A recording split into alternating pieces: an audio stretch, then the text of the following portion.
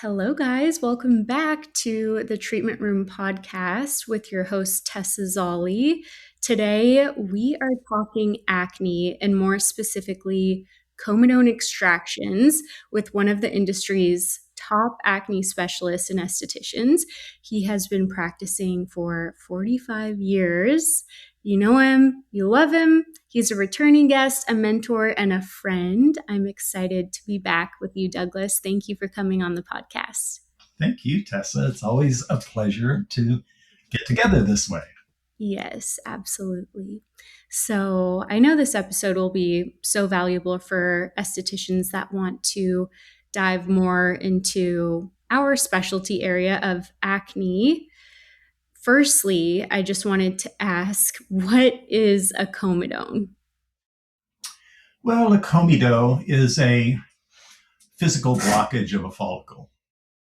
Generally, it is a waxy um, little plug, primarily made of dehydrated sebum and exfoliated skin cells in the follicular lining. Some people who express acne will be hypersebaceous. They produce more oil than some, and also the shedding of the dead skin cells, the epithelial lining, is also increased. And the mixture of those two things can congeal into what we call a comedone and block the follicle. And that can have one or two different expressions. One is it can just be a visual thing. You see it, open or closed. Sometimes closed comedones are called maturation arrest. That's a later term. All that means is that the comedone is probably going to evolve into an open comedone, but at the moment it hasn't. So you can see the follicular opening usually, and you can see a whitish substance underneath. It creates a little mound. Very often those resist inflammation, but it may be there. And so we have open and closed comedones. And I said, if it can express in inflammation, which can then lead through a breach of the follicular wall, and then we have a bacterial invasion that the body responds to as it should.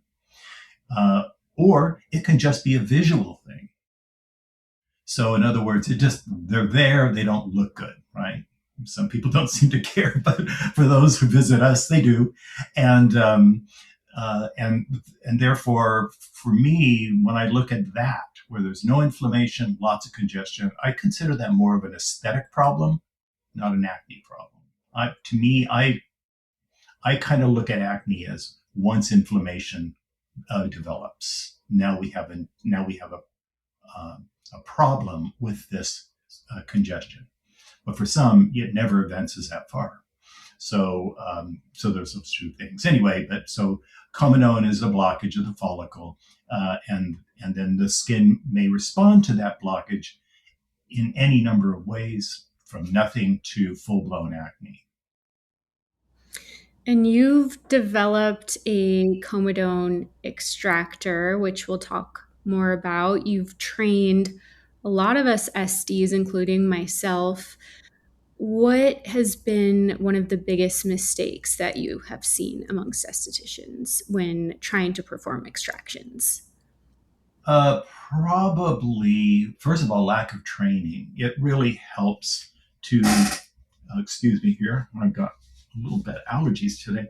It really helps to have training so that one, in identifying the problem, and two, in understanding how to approach it, extractions, because the different parts of the face and body require a different stance, if you will, and maybe in some cases different tools.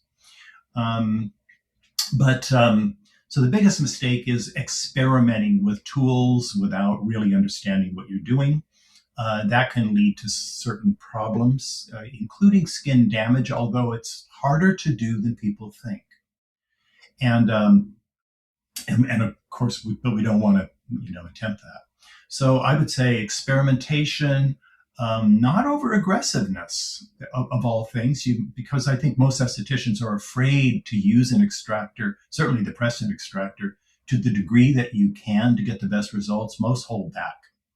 So I would say it's just um, incorrect handling of of an extractor tool, and also misidentification of a feature in the skin, whether or not that should be extracted or left alone. There is such a lack of education around extractions. It's a little bit unbelievable that we don't get much training in school, and then you're kind of being fed to the wolves. You go get your first job. Clients expect extractions in their facials. Why do you think beauty schools don't teach students anything about how to extract properly? It's a good question, and I'm no school has ever told me this. I'm surmising it from my study of what they do and do not do. But there's actually a really good reason for schools resisting extraction training. First of all, it's not on the state board exam. And so schools do their best to try to keep their education as close to the content of the state's tests as possible, because if a school does not have a certain amount of success from their graduates in getting their license, the school loses its accreditation, and then they're out of business. I mean, these are for-profit businesses, right? These are not public institutions, if you will. And so that's one reason. The other reason is that when you have estheticians who really don't know what they're doing, getting aggressive with the skin like that, it really opens the door for liability and actions against the school. And we see that enough with when they're training them on the use of peels. For heaven's sakes, even waxing, right? You can you can do some pretty damaging things there if you don't know what you're doing. And so schools tend to stay away from that. Now, I've been invited into beauty schools many, many, many times to talk about that subject. And then if the student is interested in, going further with that, then they can come to me for our classes, which are of course private. But but the school itself is, disinclined to try to teach that. And so, it makes sense that it's not there. Disappointing, yes, but there's a good reason for it, I believe. Sure, that does make sense. Do you think estheticians were, in state board's eyes, never really meant to perform extractions, that we were just more meant to beautify but not get, as in the weeds? Yeah. Well, going back as far as I do in this business, we're talking about 1981. There was absolutely no education on it, at least from the people I knew. There were no dominant acne companies, I think, except one at the time, Face Reality, and even they were small potatoes compared to them now. But when you are an esthetician and your assignment is to make this skin look better, uh, to bypass comedones, congestion in the skin, that's a big miss, right? So obviously you want to do something about it, and particularly if the client's pointing it out. Well, back then, when I was first starting out, all we had was basically what we have today. We had cotton swabs, we had wrapped fingers, we had loops, we had cup and holes, those kinds of things. Those tools were all available at the time that I first started out. No training on them, of course, but you kind of figured it out. There was no internet, so there was no YouTube to go to. You No just had to kind of ChatGPT. try it out, right? See what works and what doesn't work. And then there are areas of the skin where none of those methods work very well, if at all. And that's from really the lower chin, jawbone down on the neck, sides. Super hard to get anything out of there. And there's a lot of closed comedones that can develop in that area.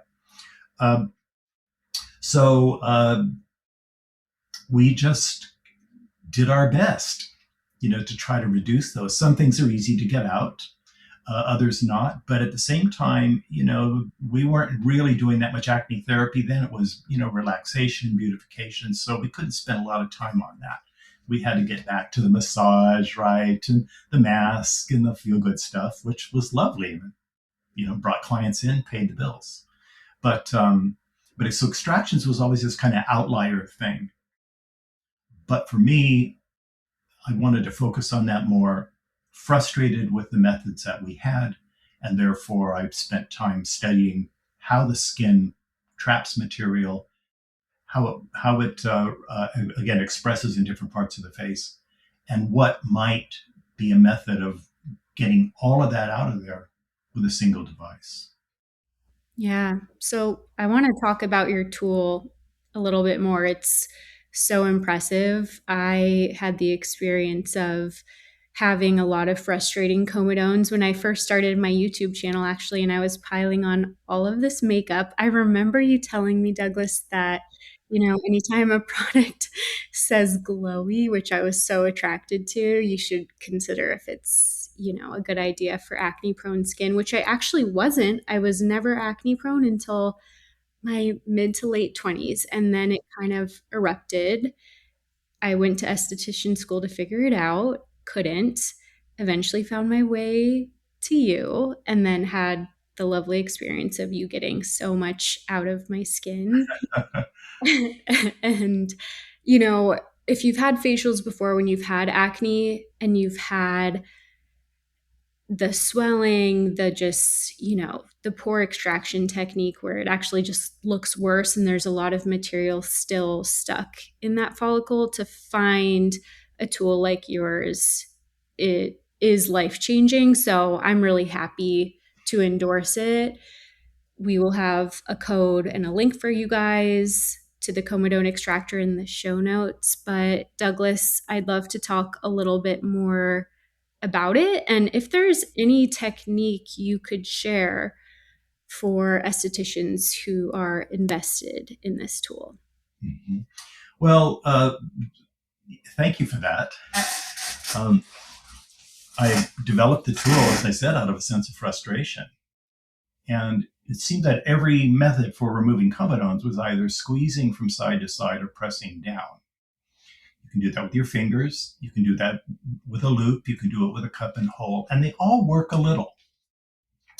The problem with them, though, is that they don't get everything. And in some cases, they actually leave debris in the follicle and worsen it. And they're not very good for hard to reach areas, such as in the ears, behind the ears, neck, lower jaw. The other thing is that they're slow. Those methods are very slow and can be really uncomfortable.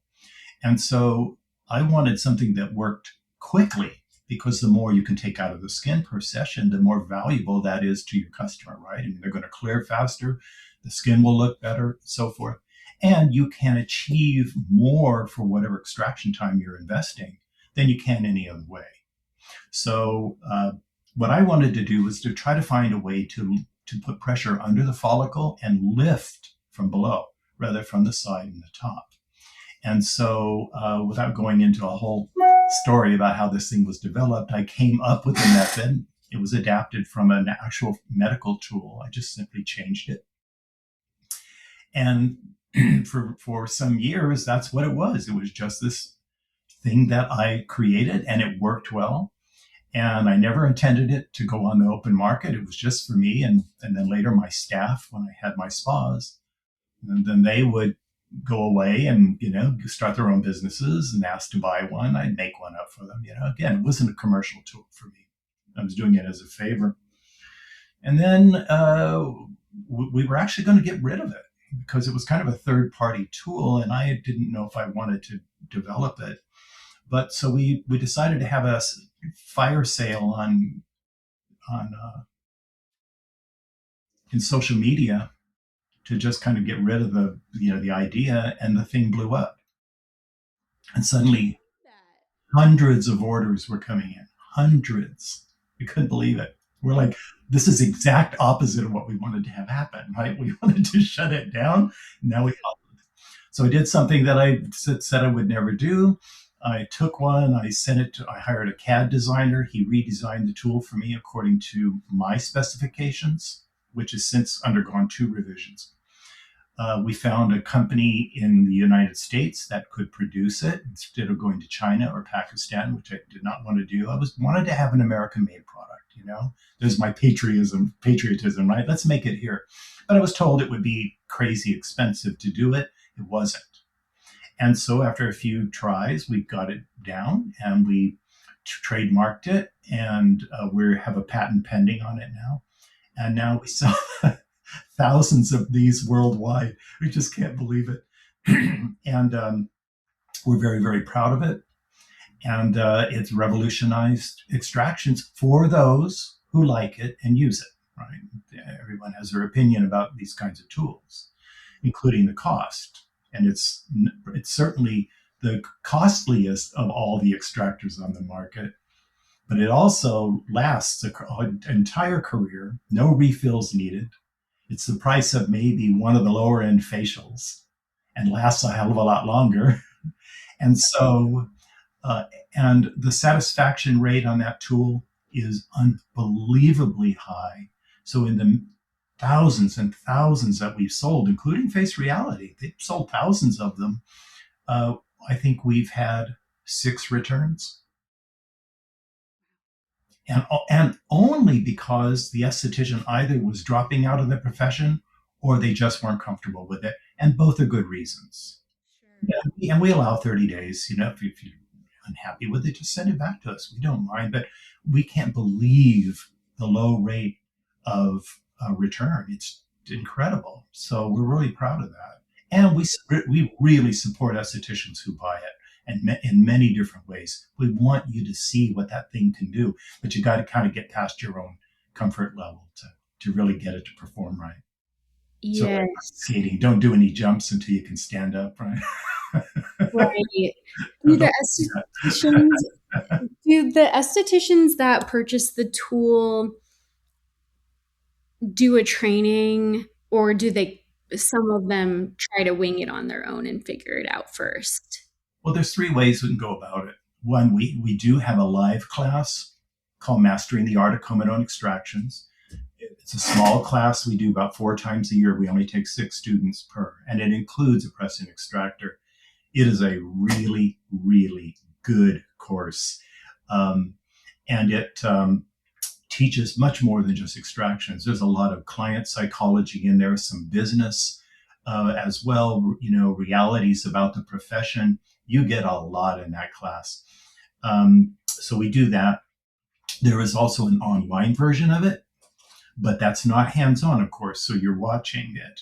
In the live course, it's hands-on, and I am right there, right beside that esthetician, coaching them all the way. And primarily, what I'm getting them to do is 2 things. One is to hold the tool properly, because that's important, and the second is overcoming the fear of applying enough pressure to make it work.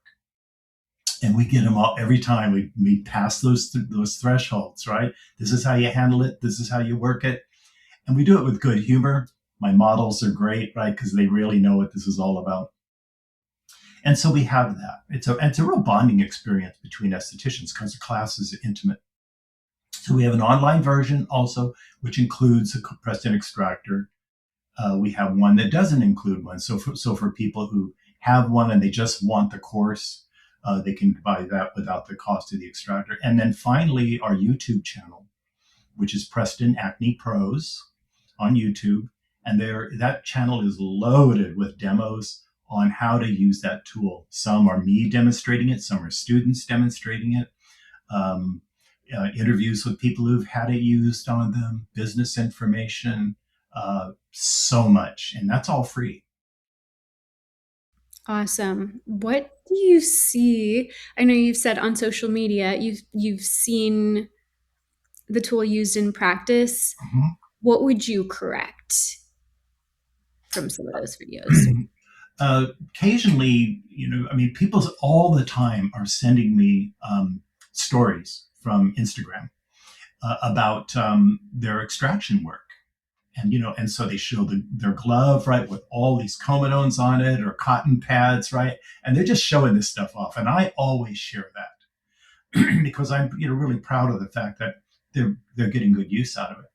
But occasionally I'll see somebody posting something about the use of that tool and they're handling it wrong. They're still getting a result, but they're not getting what they should. And when I see that, I always write them, I DM them, and say, hey, thank you for buying that. And wonderful. But there's a couple of tips I want to give you on how to use it. And here's a couple of YouTube links that will help you improve, your performance with it. And usually what they're doing is they're laying the back of the extractor flat against the skin and pushing down beside a follicle. If that comedone is pretty squishy and ready to come out of there, yeah, it'll lift, but it also can leave some debris in the follicle, and I want to make sure all that's out. It's better when the tool is used on the edge and the point with proper pressure, and it's also going to work faster. So that's usually what I see. Do you prefer for it to be tilted up? It needs to be held like you would hold a writing instrument, a pen or a pencil, exactly that way. And then fairly close to the end. And where the tip is engaged around the follicle, there's a little curved end to it, and you wrap that around the follicle with the tip, and the edge is slightly up from it, and then you press down.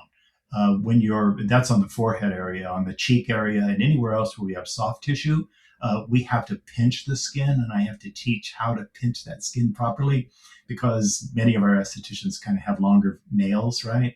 And that's not going to work because naturally they're trying to avoid piercing that nail or pushing that nail into the skin. But when they pinch with their pads of their hands, and it won't create enough pressure for it to work. You've got to close what I call closing the circle, which means you want to bring the tip of the forefinger and the tip of the thumb together, get up a lot of tissue, squeeze firmly. That not only gives you back pressure, but it also numbs the nerve endings to some degree and makes it more comfortable. Okay. So And that's what we see. yeah, no, that makes sense. What do you think of this common notion that extractions should be limited to no more than 15 minutes? That's an old one, Tessa, but I would say that if you don't know what you're doing, 15 minutes is probably 10 minutes too long. It all depends on the method, right? Now, for me, if I've got a client who has lots of comedones, or those comedones are also responsible for inflammation and infection, then we have to ask ourselves, okay, what's our goal here in this facial treatment or these series of treatments or whatever? And if it is to reduce that, then I need to focus on that most of the treatment. So for me, working comedones, congested follicles for 40 minutes was nothing. And so, but of course, it's with the client's agreement, right? Here's what we need to do. Here's why. Is that okay? Now, if they're massively uncomfortable or you're doing something wrong, that's one thing. But I'm checking in with them the whole time. Now, after a while, when a client's been coming to you regularly, you don't need to do that anymore. They're like, they know it, they're used to it, it's fine. And so you just go about your business. But if you are not skilled in that, or the client is really there for relaxation purposes, yeah, hold back, right? So it's just judgment that we make client by client, understanding what their goal is, not ours, right? And that comes through, careful consultation and explanation of what we're going to be doing today and why, and then go about it. Sure. And I think something that's so underrated for estheticians we don't talk about is your ability to kind of read the room and read the client or verbally be checking in with them. But that's such a great, perspective that depending on what the client wants, it could take up most of the session. I wish everyone could have experienced your facials because you did make them both relaxing and so effective at the same time. So I think there's a lot you can do too with just the vibe of the treatment room, Oh yeah. music, your tone, all these things. Well, every esthetician has their own way of conducting their business, right? And we all have a style. I had a particular style, and it was gentlemanly. I have a saying to estheticians when they're talking about how they conduct their practice. I like to say, don't conduct yourself in a way that would embarrass a physician, because we want that level of respect. We're not doctors, but we want them to respect us. And we, first of all, do that through the way we conduct ourselves, how we comport ourselves, the language that we use, the focus, right? I see estheticians denigrating their clients, kind of making jokes about them online. I cannot believe they do that. I mean, those people are watching this, and to kind of make fun of them. Yeah. Yeah. Yeah. These folks aren't court ordered to come to our practices, right? They make that decision on their own. And how would we feel? Same time, get in their shoes, right? So, yes, I was a gentleman. My language was nice. My focus was, laser on my client. I was relaxed, so I wasn't stuffy, but consistent all the time. And that was who I was, right? So I wasn't clownish on Instagram or anything. I'm not saying that that's a bad thing to do. It wasn't who I was, and it's not what attracted people to my practice. They came to me because they thought this guy knows what he's doing, right? And being a little older helps too. They think you know everything, right? And hopefully you know enough to live up to that. Yeah. You did a great job of just having a professional demeanor and delivering results and making it an enjoyable experience. So I've learned so Coming much. from you, that's a real compliment. Thank you. So I know there are some estheticians who don't like to perform extractions, even if their clients do request them. What do you think of that? I think that's fine. I mean, each technician has to decide what's right for them. And if you're disinclined to do something, you're probably not going to do it very well. So there's a couple of questions you have to ask yourself. One is that stance costing me business, right? If you keep losing people because you don't want to do extractions or you're not doing them very well, then you have to check in with yourself personally and say, okay, is maybe this is something I should learn to do. There were certain practices in aesthetics that I did not do because I didn't want to do them, right? It just wasn't where I wanted to go, including waxing. I mean, I used to do a little touch up stuff on the face, but you get below the chin, I'm not there. And it's Not not for me either. my friend Libby Lazarus, who has a nice waxing business in San Diego, Secrets of the Esthetician. She's just a doll. I just love her, and she's the Brazilian queen, man. That woman is just incredible, and she uses the Preston extractor for removing ingrown hairs in the bikini area. It was never on my mind to do that. One, because I didn't do it, right? But second, Wow. I didn't know. She promotes it like crazy for that. And it works really, really well. It just, it's just a side benefit from, how I created it. For sure. But no, each of us has to decide what's right for us. And again, and if your business is doing well in spite of that, then don't bother. But if your holdback is because of fear, fear of doing it wrong, fear of causing discomfort, then I would say I would explore that a little more and get some training on that. Just like retail sales or selling our services, right? If the client is leaving and you're scared to bring up a product or suggest they get back on your book, that's going to cost you. So that means you need a little training, right? How to do that without fear, and I train on that as well, as a matter of fact. But how do I get past that? And because fear is very expensive in business, it is really costly. And once you can get past some of these disinclinations out of fear of what might happen, it opens up a lot of territory for making more money with doing the same thing. Yep. I've certainly had my fears like public speaking, but yeah, sometimes just putting yourself out there is the best way to break the mold. Yeah, absolutely. Yeah, fear, I'd say, is probably the biggest impediment to an esthetician's progress. It was when I hired people, we addressed that directly. What do you feel good doing? What not? Why not? And can we get you past that? We had such great training programs, lots of role playing, for people to understand, wow, thing I'm afraid of never actually happens. But I'm acting as if it happens every time. And therefore, I missed a sale, I missed a rebook, right? I missed an upgrade. And let's face it, we're business people. We have to, unless this is just a hobby where you got all the money in the world and you're doing this, just for fun. We have to make a living here and a retirement. How are you going to do that? So the question is, why am I doing this? What's the best way? And then how do I overcome, these various places where I'm missing opportunity? Was there anything you were afraid of that you have overcome in business? Same fears. Yeah, in the beginning, I didn't understand the customer. See, here's the thing, Tess. And I've said this so many times in podcasts and on stage and elsewhere, is that most estheticians were not customers of estheticians before they got licensed.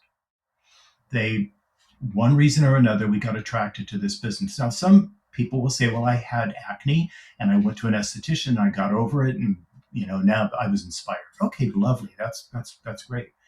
That even that is not a monetary goal, right? That's a doing goal.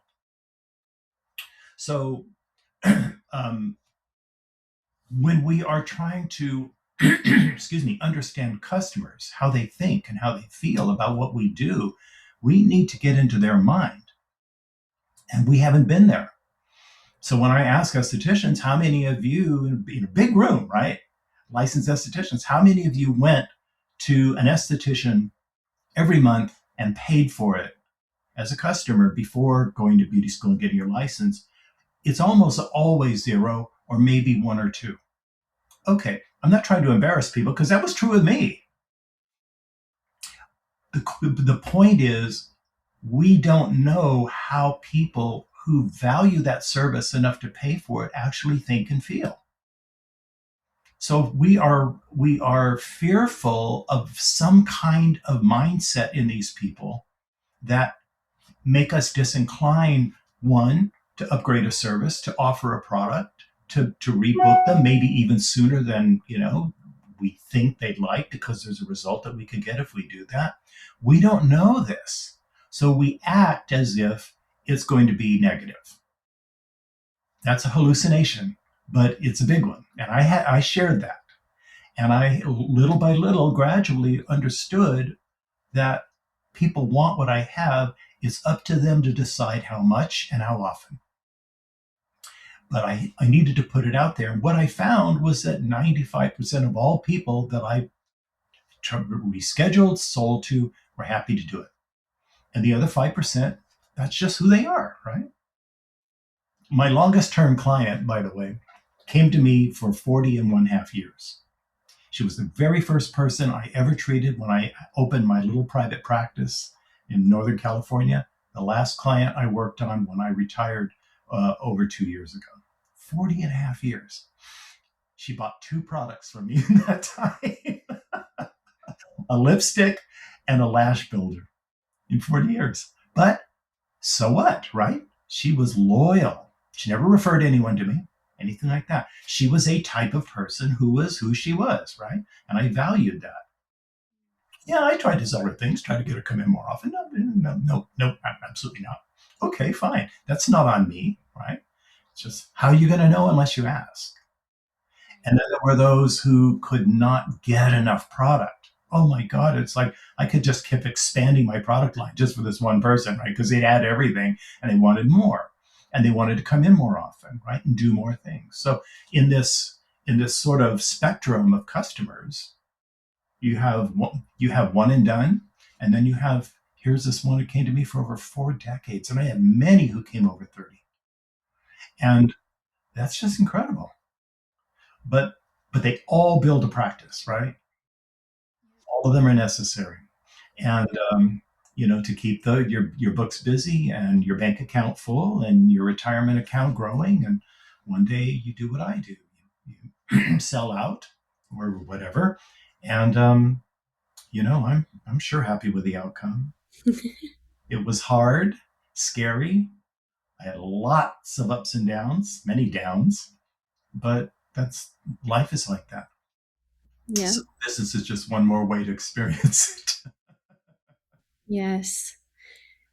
And speaking of, partnering, you have a business relationship with Face Reality. Can you tell us a little bit about that? It's a relationship we're very proud of. We're separate companies. A lot of times people don't understand, what our relationship's about. About 2.5 years ago, Face Reality approached Preston Acne Pros at a trade event. We had an exhibit and we were promoting our extraction courses and products and tools. And one of their executives recognized that we had something they didn't have, and that was a really effective extraction tool. They do have their own tools. It's kind of a cup and hole based tool, which it has its value, but it's not very versatile, and there's so much it can't do. And they're aware of that. So, long story short, we had a meeting with their CEO. We talked about how our companies could work together, and really, what they were after was the efficacy of my extraction tool and the training that went along with it. And that's mostly what I do with them. They are the only other distributor of that tool in the United States. Internationally, they're not involved, but in the US, and my company. So both of us do sell that. And I've done training for their people, training on the extraction process, training on training. And I do, I support them at a couple of trade shows a year, doing demos and so forth. It's very effective. So what they did was they just, coupled to our credibility in that extraction space, because, others may disagree, but Preston Acne Pros we kind of own that space, if you will. It's still a specialty market. Not everybody's going to buy one of those tools or agree with it or like the price or whatever. We get that, right? We're right for who we're right for. But at the same time, the support that we give is superb. I mean, I answer the telephone. It shocks people. It's like, what can I do for you? Right? You answer it. I said, well, yeah, our phone rang. I want to stay close to my market, right? I want to help people. And if they're having an issue, I want to be able to support that. And we're a small company with a big footprint, but that's how we like it. That's exactly how we like it.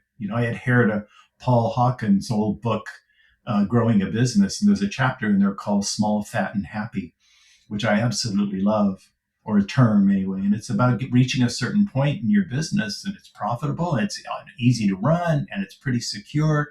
And maybe that's the place to keep it, right?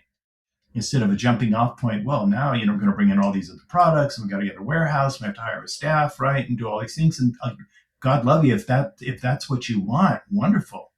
It's another way to exit this career with a lot of money. But that wasn't what I wanted. So I've always stayed close to, what I know is true about me. And all that brick and mortar stuff and all those employees, I'd been there semi with my spas. That was enough. And so I did my business my way. And I recommend everybody figure out what that is, not what you're sticking with, where you're at because you're fearful, but just knowing. Even if I knew how to do that and I did it well, would it appeal to me enough to want to? That's kind of the other way of looking at it. And there's so much I don't like when it comes to business. So, I stay where I'm effective. And as I said, Tess, I've gotten out of it what I wanted, but I always knew what it was. And I'm still in the game, after all these years, but same thing on my terms. Yeah. I think that's great to mention because you can feel this pressure as an esthetician that you have to get a brick and mortar space, you have to hire all these employees. If you don't do that, you're this solopreneur, which has a negative connotation. But I think, it could be different for everyone. One esthetician might love that and they could do very well. Others, like myself and yourself, we enjoy being small, fat, and happy. Yeah, and most of us in this business are not going to be in it in 5 to 10 years. Okay, there's no shame in that. That's true with real estate. It's true with law. It's true with most professions. You've got to get in it to know, right? You can't just imagine it. You've got to do something. And if it doesn't work for you, you shouldn't be there. For God's sakes, I was going to be a hairdresser originally, and I sucked at it. And so aesthetics was my safety net. Otherwise, I was going to have to find something else to do. And it clicked with me. But I did not go to beauty school to become an esthetician. But I just couldn't figure out hair and color formulations. I mean, it just went over my head, right? And here, I'm with, girls that are in high school that are still, that could be in beauty school too. And they're just sailing through this. And I thought, how do you do that? It wasn't for me. And so, but I knew there was a place for me in there. I started in makeup and then wound up, in aesthetics. And then later on, focused down into spa management, consulting, business education, and then finally the acne space in a niche, right? I mean, Face Reality has the whole spectrum of acne education. It's really a good company. I'm going to plug them right here because I really believe in that. But they didn't have everything, but they were smart enough to incorporate it. That's good business. And no company's perfect, but I'll tell you, those guys they're pretty fantastic. And I've worked with a lot of different businesses as partners and as collaborators, and I've never experienced anything close to the quality of that company, both in terms of what it does and its internal culture. It's really quite something. I still don't want to be a part of them because I'm independent, but I can say that it's one of the best run businesses in aesthetics I've ever seen. Every interaction I've had with a Face Reality employee has been just so professional, and you can tell they care about their customers. Yeah, yeah, yeah. There's something in the water in that office, that Yeah, keeps people happy. But I know. They're all but just, I buy in. Yeah, nice, nice, nice culture. But going back to real quickly about having a business, know what you want and have what you want, and I think those are really the good key questions. Um, I have a program, if you don't mind me plugging it here. Uh, it's called Mentoring Mondays, and it is a esthetician mentoring program. It's free, absolutely free. It's just kind of my gift to the industry. And it is a walkthrough of what this business is all about and how to plan it, how to know what you're doing, all kinds of phenomenal insights. Well, one of the more recent one was an interview with two of my past clients who you never see this. Customers are always seem to be just kind of taken for granted, right? We talk about them, whatever. It's like, wait, let's talk to these people. They were two young women who had long experience with me as their acne therapist. And we could talk to them, ask them questions, right? Get their feedback because they're going to tell the truth. Things like that, where you really get this deep information. And the last one we did, which was last week, was about the realities of this profession, just some of the stuff that you and I are talking about here. Anyway, I have a website called PrestonAcnePros.com. And if you go there, PrestonAcnePros.com, create a login name. So just subscribe to the website. And then you can go to Mentoring Mondays in the drop down menu, ask to join. I'll approve you. And then all the past sessions, there's been 11, are available to you. And it's absolutely free. There's no selling. We have a discount code for people who are in there if they want to buy something, but that's not the purpose of it. And I can't think of a better program that an independent esthetician could take free to really look at what it is that you're into and a better way to go about doing it. I'll have to join. I think, whether you're new or very experienced, it's so great to just have that refresh because we never know it all. No, you'll love it. So, Yeah. and I'd love to have you as a guest on one of those too, Tess, Yes. I'll definitely have to. because you're doing something that many estheticians also might aspire to. And Yeah, you can give them the ins and outs of it. This is what this is really like, right? And for I'd sure. love to. Would you mind being a guest sometime? Yeah, absolutely. I Fabulous. coach Okay. a lot of estheticians who are attracted to the virtual space. They're ready. to get out of the treatment room, but they want to deliver a result to their clients. Absolutely. Yeah. Okay, well, you're on. I'll let Okay, you deal. know. Love it. In closing, wanted to ask, you've been in business for 45 years. What's the most memorable experience you have had in the industry? I'm going to repeat that last client story, if you don't mind, about that woman who came to me for 40 and a half years. That is a remarkable thing to have happen, that kind of loyalty and respect. I mean, she was 39 when she first came to me. She was 80 when she stopped. That is, I mean, I have clients that have been with me for 5 years, and that feels like a long time. Uh, but probably the most memorable experiences weren't the worst ones, but they really were a steady stream of positive feedback from people. That's really, to me, what it was. We checked in, we wanted to know. Oh yeah, we got our butt kicked numerous times over the years, because when you present yourself as a high quality business, when you position yourself high up, that's how far you fall when you mess up, right? So if you're kind of just a little place, like, oh yeah, well, she's like that. She forgot her appointment. She didn't write it down. Okay, she's got a life, all that. But when you position yourself as as a top producer, you can't mess up. People, they don't like it. And so the more good feedback we got, the great. We took negative feedback very seriously. We always contacted those people if we knew how. Got Can them on I the phone. ask, what would you say if somebody reached out with a negative, a complaint? How do you handle that? Do you know what it usually was, Tessa? It was a good client feeling neglected. And each time we had expanded our business, we did that several times.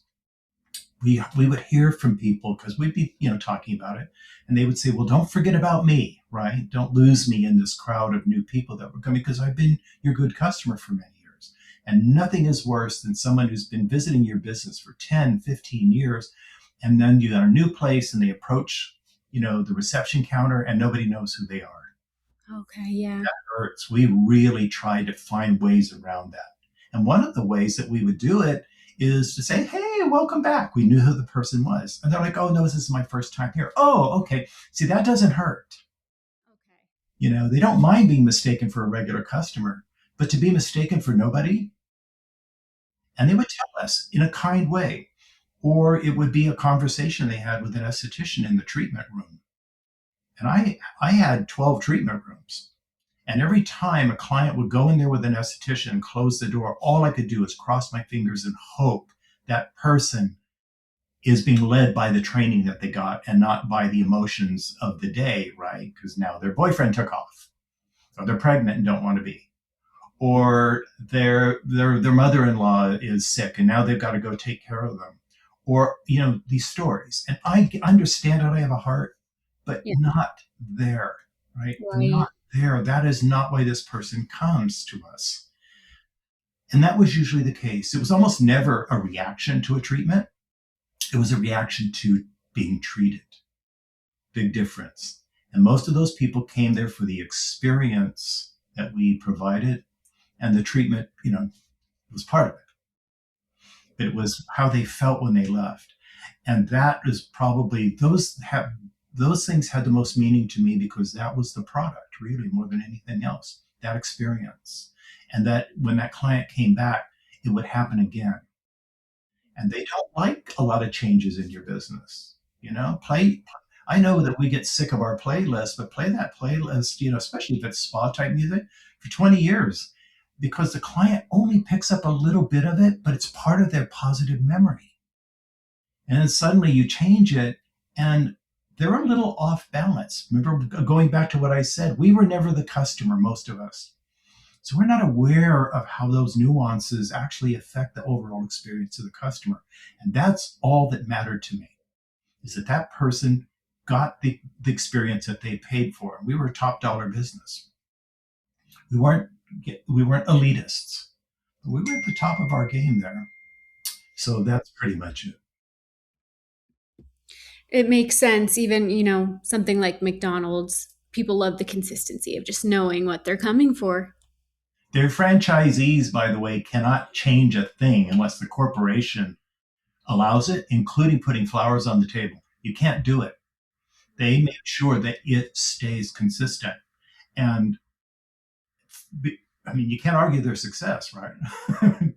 Well, there's a reason for it. And the corp knows what that is. And you think, oh, well, wouldn't it be nicer here if we did this or this or this? Don't do it. And so unless it's market tested and then they see a difference, like adding in menu item, right? Temporarily.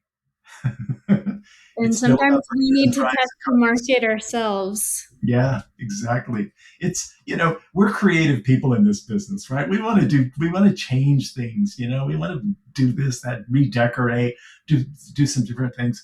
Uh, that's an urge we have to resist sometimes because it's not necessarily what the client wants to have happen. And the only thing that matters is their satisfaction. That's it. It's not about me. It's about them.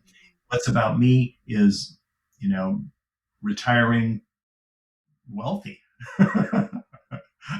doing what I want to do, right? In a business that has no guarantees with a small market, how are you going to pull that off, right? That's a big question. But it was one I was determined to answer in the positive, and it came out all right. I'm still in business because I love it. Money's not bad, but you have to resist some of your inclinations as well as follow some of them. And it's important to know the difference, right? And we have to do this in our own life. That's why I tell estheticians, look, go get facials. And when you do, make an investment in one. And when you do, don't be an esthetician when you go in there. Go somewhere where they don't know this about you, not in your neighborhood, right outside, and go in there with the mindset of a professor, a real estate agent, a stay-at-home mom, right? Doesn't matter, but don't be you. And then feel the experience. Feel it. Don't think. Feel it. And ask yourself, how did I feel? Would I come back? Did I learn anything? Was there any bond between myself and this other person? Don't look for what you don't like. Look for what's great and what stands out, and maybe something that you can incorporate in your own business because you're like, wow, I never thought of that. That's pretty awesome. It made me feel good as a person. And then improve your business that way through the experience of others, not just your coaches and your consultants and so forth, because many of them aren't even in practice anymore. That's fine. It just depends on the information that you're receiving, right? You don't have to be, but you do need to have that internal experience. And very few estheticians do it. You did, and I'm proud of you for that. Yeah, well, out of necessity, because Yeah, but once again, why did you like coming to see me? You could have gone to anybody. well, I felt like you did deliver a really unique result, and I felt just confident in your work. And I would drive 2 hours to see you. So, that meant the whole day dedicated to it, but it was worth it. And I think for a lot of acne sufferers, it just, it affects you on so many levels, mentally and emotionally. And for me, I was a young professional, so I really wanted to have my best skin, but I still do that when I go into doctors' offices, anything like that. I just notice the experience. Yeah, and you said one word twice in that first sentence, which was I felt. And this is something we need to understand. It's all about feeling. The whole thing. It's feeling, not your technical excellence. Because when my clients would come out of the treatment room, they would always talk about how they felt, not how they looked.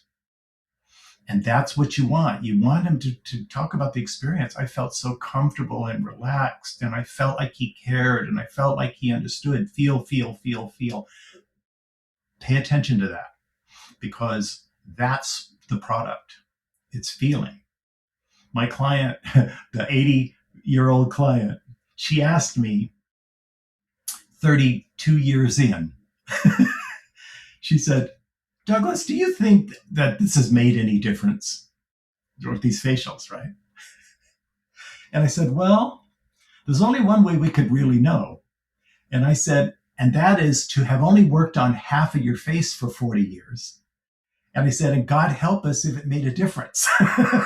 Because You'd look pretty bad, right? And we both laughed at that. But there it is. Did it make a difference? Well, no, with acne you would know, but age management, you can't know. You can't know it. Why did she keep coming? Because she liked coming to see me. And that was it. We had wonderful conversations. She was intellectual, so I could use the other half of my brain with her. And but that was the payoff. How she felt. So there we are. Great note to end on. Douglas, this was so lovely. Please tell us where we can find you on social media and anywhere else we can learn from you. Well, if you want to dig into what I'm doing here, again, the Mentoring Mondays program will be great for you. But if you want to just kind of shop around for different examples, for example, of the how to use the Preston extractor, what it's all about, how it came to be, um, how to introduce it to your customers, business insights, so much stuff there. Go to my YouTube channel, Preston Acne Pros. There's a lot of stuff there, and for you to see.